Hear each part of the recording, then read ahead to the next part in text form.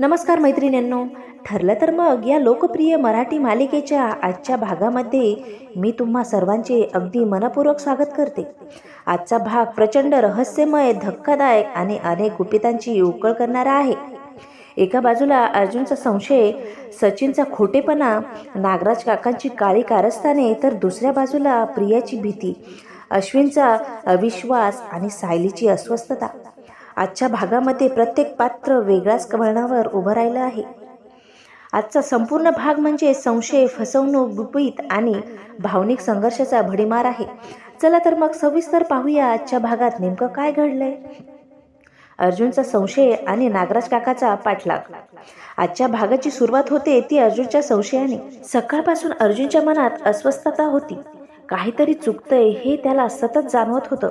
नागराज काका अलीकडे त्या पद्धतीने घरातून बाहेर पडत होते, कुणाला न सांगता कुठेतरी गुपचूप जात होते. अर्जुनच्या डोळ्यात भरत होतं ते संशय. आज मात्र त्याने ठरवलं होतं, आज सत्य शोधायचंच. नागराज काका घरातून निघाले आणि अर्जुन थोड्या अंतरावर त्याच्या मागे निघाला. नागराज थेट एका हॉटेलमध्ये शिरले. अर्जुन बाहेर थांबून लक्ष ठेवून होता. काही वेळाने नागराज काकाने जेवणाचं पार्सल घेतलं आणि निघून गेले. ते दृश्य पाहून अर्जुनच्या संशयाला धार आली. हे जेवण कुणासाठी, इतकं गुपचूप का, प्रश्न वाढतच होते. नागराज निघून गेले. अर्जुन मागे वळला आणि त्या क्षणी त्याची नजर एका ओळखीच्या चेहऱ्यावर पडली. सचिन. अर्जुन क्षणभर स्तब्ध झाला. सचिन तर घरातून ऑफिसला जातो असं सांगून निघालेला, मग तो इथे हॉटेलमध्ये काय करत आहे? अर्जुन लपून त्याच्याकडे पाहू लागला. सचिन सोबत एक मुलगी होती. ती त्याच्या अगदी जवळ उभी होती. तिचा चेहरा अर्जुनला दिसत नव्हता, कारण ती पाठमोरी उभी होती. पण पुढच्या क्षणी जे घडलं त्याने अर्जुनच्या पायाखालची जमीन सरकली. सचिनने त्या मुलीला जवळ घेतलं, तिच्या केसांवरून हात फिरवला आणि थेट तिच्या गालावर किस केला. त्या एका क्षणात अर्जुनच्या डोळ्यासमोर अंधार आला. माझी बहीण अस्मिता. त्याच्या मनात एकच विचार गोंगावत होता, सचिन फसवून करतोय, सचिन फसवणूक करत आहे. रागाच्या भरात अर्जुन पुढे धावणारच होता. इतक्यात एक अनोळखी माणूस त्याला धडकला. मोबाईल खाली पडला. दोघेही तो उचलायला लागले आणि त्या काही क्षणातच त्याचा फायदा घेत ती मुलगी तिथून निघाली. अर्जुन उठून पाहतो तर समोरचा व्यक्ती सचिन उभा आहे. आताच इथे ती मुलगी होती, ती कुठे गायब झाली? उत्तर मात्र अर्जुनला मिळालेच नव्हते. पण सचिनचा खोटेपणा त्याच्या नजरेतून सुटलेला नव्हता. इकडे दुसरीकडे नागराज काका महिपत शिकरेसोबत बसलेले होते. दारूचा ग्लास हातात धरून नागराज अपरोधाने हसत होता. दारू पाहिजे का रे महिपत? महिपतने डोळ्यात राग साठवत उत्तर दिलं, शेवटचे 4 घोट पिऊन घे. त्या संवादात जुनी मैत्री नव्हती, तर वर्षानुवर्षाचा विषारी द्वेष आणि विश्वासघात दडलेला होता. सुभेदाराच्या घरात मात्र वेगळंच वादळ उठलेलं. प्रिया आतून हादरलेली होती. नागराज आणि महिपत पुन्हा एकत्र आले तर आपलं खोटं उघड होईल ही भीती तिला पोखरत होती.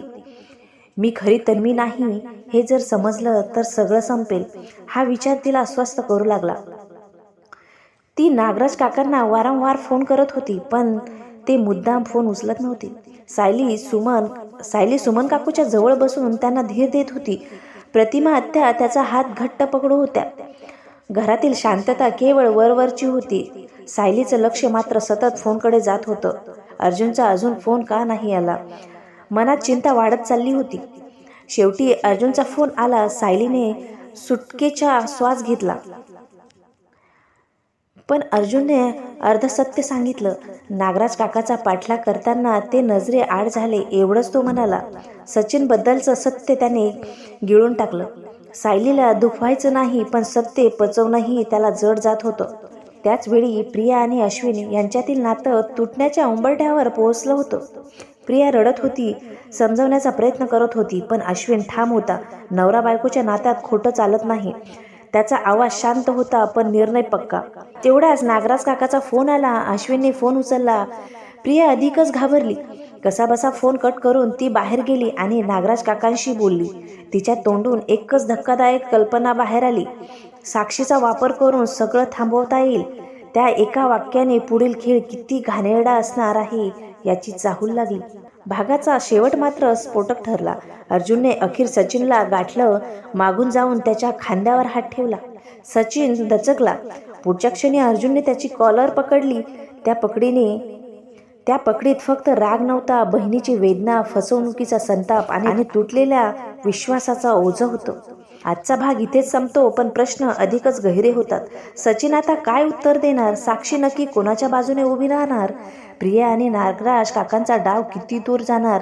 आणि सायली अर्जुनच्या नात्यावर या सगळ्यांचा काय परिणाम होणार? उत्तर पुढच्या भागात मिळतीलच. पण आजचा भाग एक गोष्ट ठामपणे सांगून जातो, सत्य कितीही लपवलं तरी ते उघड होण्याचा क्षण अटळ आहे. मैत्रिणींनो, आजचा भाग कसा वाटला ते नक्की मला सांगा. आणि व्हिडिओ आवडल्यास लाईक करा, शेअर करा आणि चॅनलवरती नवीन असाल तर चॅनलला सबस्क्राईब करा. धन्यवाद. भेटूया पुढच्या भागामध्ये.